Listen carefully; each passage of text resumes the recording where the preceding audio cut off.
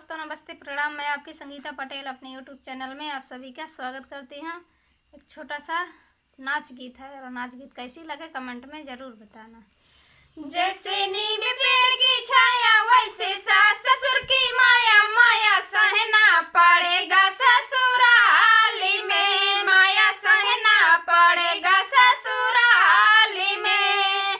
जैसे मुर्गी के हैं अंडे वैसे सास ससुर के डंडे, डंडे सहना पड़ेगा ससुराली में, डंडे सहना पड़ेगा ससुराली में। जैसे नीम पेड़ की छाया वैसे सास ससुर की माया, माया सहना पड़ेगा ससुराली में, माया सहना पड़ेगा ससुराली में।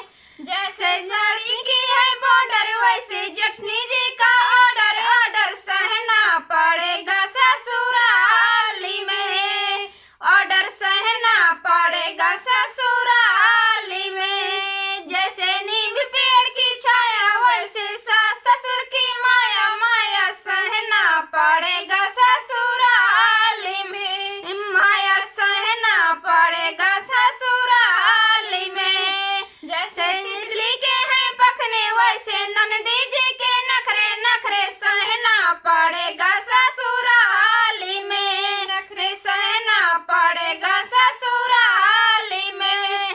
जैसे नीम पेड़ की छाया वैसे सास